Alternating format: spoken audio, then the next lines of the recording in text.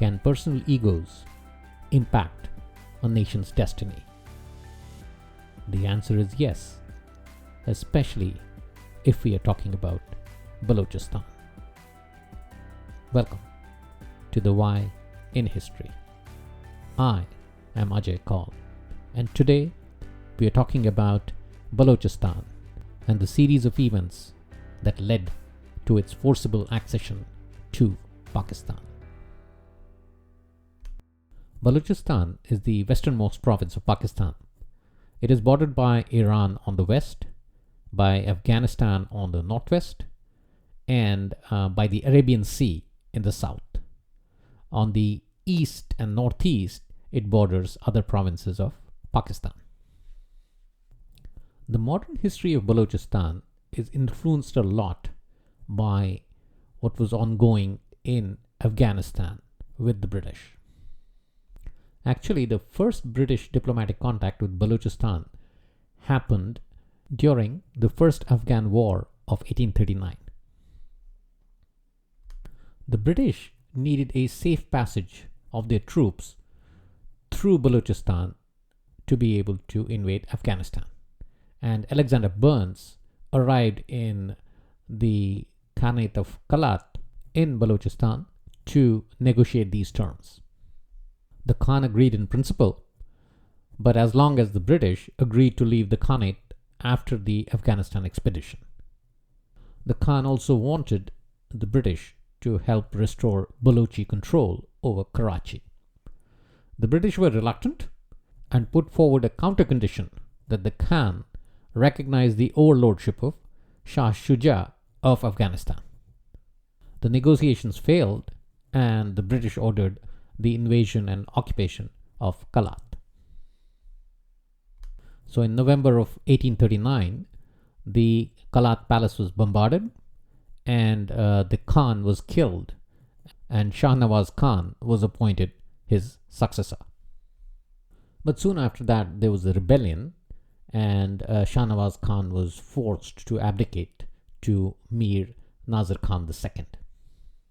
By this time, the first British incursion in Afghanistan had ended, and they returned the control of the region to the new Khan of Khalat. But subsequently, the British interest in Afghanistan rekindled, and Balochistan once again became an important strategic area for the British, and this led to a series of treaties being signed with the Khan, ultimately leading to the Treaty of 1876 between Viceroy Lytton and the Khan of Khalat, Mir Khudadad Khab.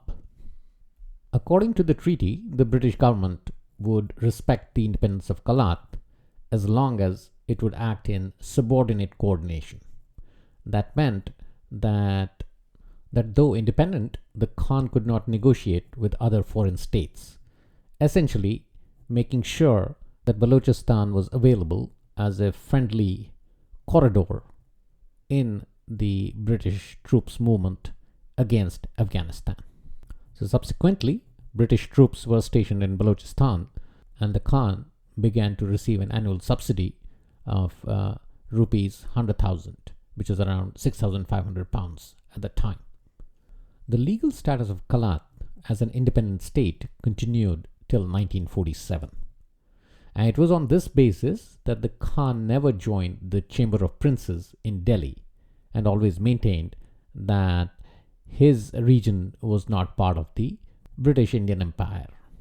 The 560-odd princely states in India belonged to Category A and were dealt with by the political department.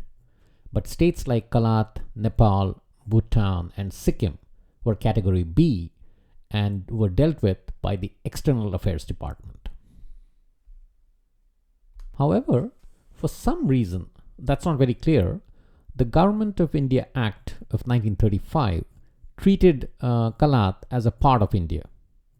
And immediately in protest, the Khan wrote to the British government demanding that the restrictions and conditions imposed were contrary to the terms of the Treaty of 1876 and should be withdrawn.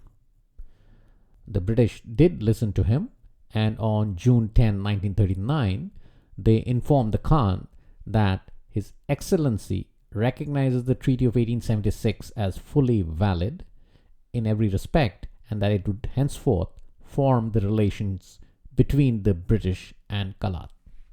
Subsequently, in March of 1946, the Khan submitted a memorandum to the cabinet mission through his lawyer. Who was his lawyer? Muhammad Ali Jinnah, leader of the Muslim League. The memorandum argued that on the transference of power in British India, the treaties between the Khan of Khalat and the British would come to an end, and whatever obligations had been imposed on the Khan by these treaties would terminate. So in consequence, the state of Khalat would be fully sovereign and independent in respect to both external and internal matters. The cabinet mission did not find any issues in this argument, but left it unresolved. On August 4, 1947, at a roundtable conference held in Delhi, which was attended by Lord Mountbatten, the Khan of Khalat, and Muhammad Ali Jinnah, it was decided that the Khalat state would be independent and enjoying the same status as it originally held in 1838. And at the same time, Jinnah also signed an agreement with the Khan recognizing Khalat as an independent sovereign state and with a status different from that of the other Indian princely states. And subsequently, the Khan declared Khalat independent on August 12, 1947, 2 days before the creation of Pakistan. Now, one interesting part about this region was that Balochistan actually consisted of 4 princely states under the British, and these were Khalat, Lasbela, Karan, and Makran.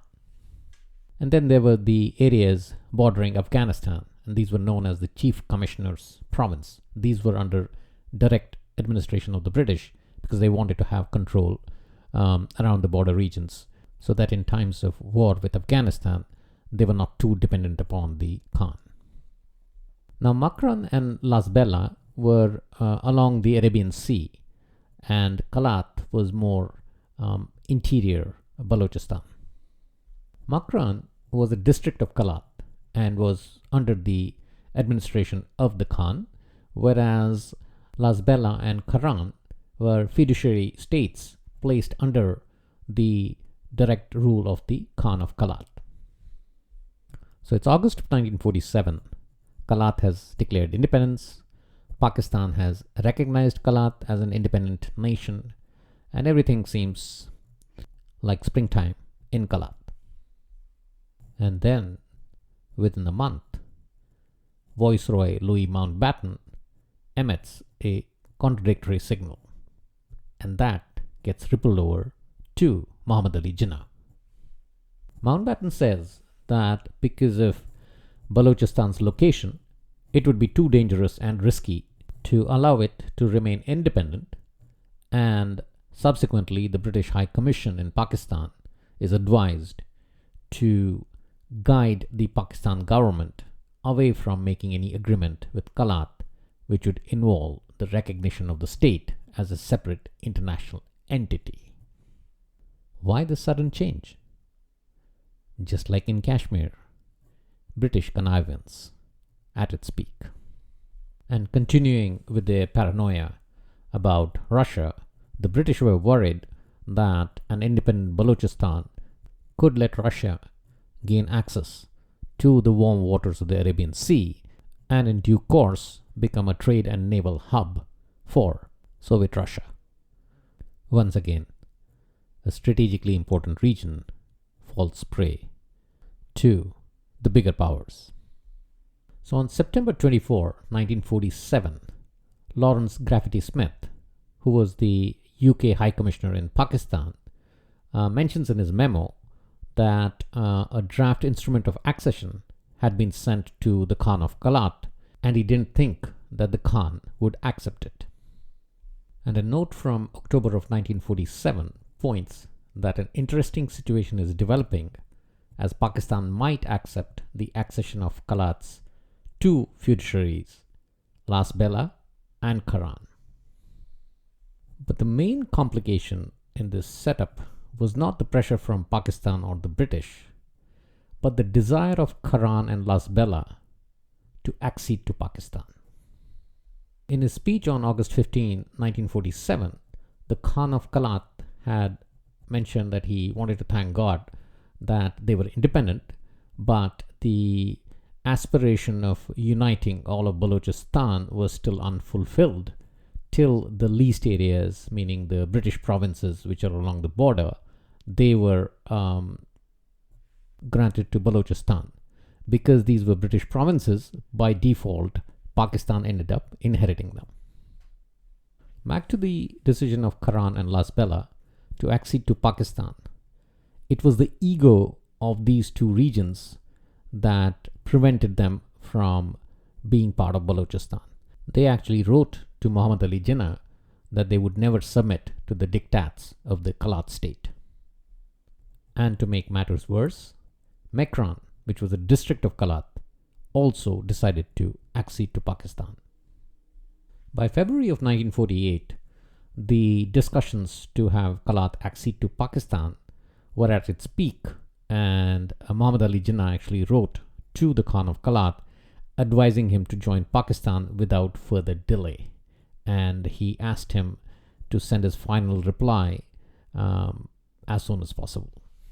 On February 15, 1948, Jinnah visited Balochistan with the aim of persuading the Khan to accede to Pakistan. The Khan, however, skipped the meeting, pleading illness, and wrote a letter to Jinnah saying that he was summoning both houses of the parliament, Darul Umara and Darul Awam, for their opinion about the future relationship with Pakistan. When the Darul Awam of Khalat met on February 21, 1948, it decided not to accede to Pakistan, but negotiate a treaty to determine Khalat's future relations with Pakistan. On March 18, 1948, Karan, Lasbela, and Mekran formally acceded to Pakistan. The Khan of Khalat was shocked and he objected to their accession, especially with respect to Mekran, because that was a district of Khalat. But by now, the Khan of Khalat was really broken because the coastal regions had acceded to Pakistan, and he realized that he could not really operate independently as a landlocked region, especially when the coastal area was under the control of Pakistan. On March 26, 1948, the Pakistan Army moved into Balochistan, and on March 27, 1948, the Khan formally announced his accession to Pakistan. Technically, it was an accession under the gun, but the Khan was already broken, as I said before, after the other three princely states had acceded to Pakistan. So he did not have any intention of staying independent after that. But immediately after this, his younger brother, Prince Aga Abdul Karim Baloch, revolted against the decision and sought refuge in Afghanistan to wage an armed resistance against Pakistan. The prince did not get much support and finally surrendered to Pakistan in 1950. On October 6, 1958, the Pakistani government arrested and imprisoned the Khan of Khalat on sedition charges during the coup against President Iskandar Mirza. He was later released though, and his title was restored in 1962.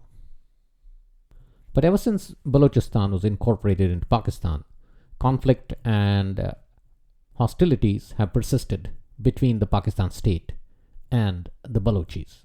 The Balochis are culturally distinct and have often felt that they've been discriminated against. The Balochistan region is the poorest with respect to the human development indicators like health, education, and mortality rates across all of Pakistan. And this is despite Balochistan being an economically rich region. Wait, did I just say economically rich? Yes. Among all the provinces of Pakistan, Balochistan is most important strategically to Pakistan because of the high concentration of natural resources, including gas, oil, copper, and gold.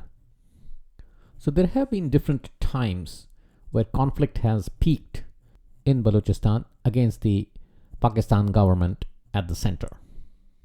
And the reasons are mostly social and economic. Unfortunately, Pakistan has tried, as always, to resolve a political issue through military. And you may not blame Pakistan because most of the time the ruler at the top has been a military ruler. And with a military mindset, diplomacy usually takes a backseat. But one of the biggest unrests happened in the 70s under a civil political leader, Zulfikar Ali Bhutto, but he also used the military to create chaos and unrest. In 1973, Bhutto dismissed the provincial governments of Balochistan and NWFP on charges of treason and imposed martial law in these regions. And under the leadership of the Balochistan People's Liberation Front, a large number of tribesmen engaged in guerrilla warfare against the government. And this led to a significant loss of life among the local population. In 2005, though, another major conflict erupted after tensions had been rising over the price of natural gas produced in the Balochistan province and the construction of additional military cantonments, as well as the development of the port of Godar, which the locals felt benefited people from the other provinces more than Balochistan. And then a local female doctor was sexually assaulted by one of the Pakistan military men, and that erupted in a major confrontation of the locals with the Pakistan military. Once again, the military was sent in to quell the uprising. But over the course of several years and actually a few decades, the core issue the Balochis have had with Pakistan is more autonomy locally.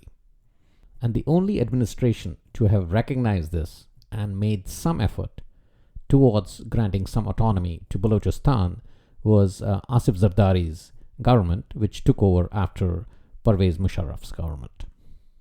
But there was not much progress made with respect to implementation, and since then there have been bleak attempts at local elections, but then they have been accused of rigging them, and of late the most disturbing trend has been the government's policy of kill and dump operations. To maintain control over the Balochistan region, Pakistan Army has conducted operations that have been aimed at abducting, killing, and abandoning bodies, so that a sense of fear is created amongst the populace, and that potentially will stop any uprising within the region. The core issue is still socio-economic development, and the military should be nowhere around the solution to this problem. And on that note, we end this section of the program. On to the quiz section.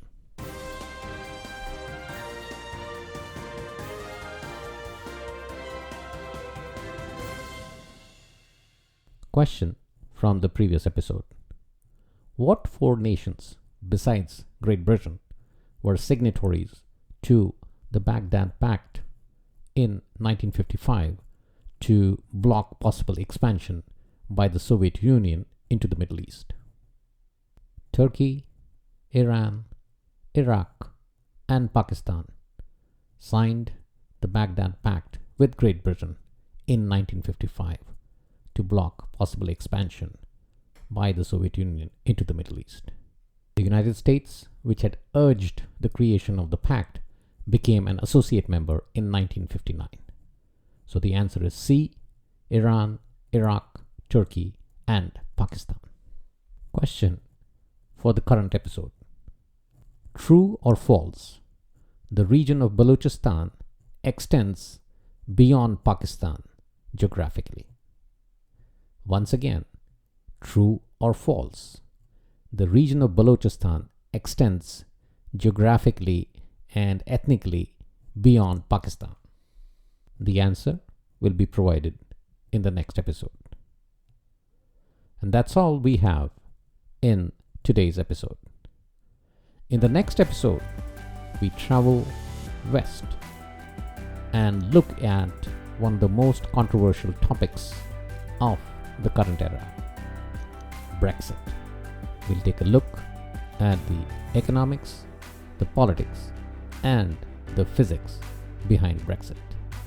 Till then, stay safe and keep looking for the why in history.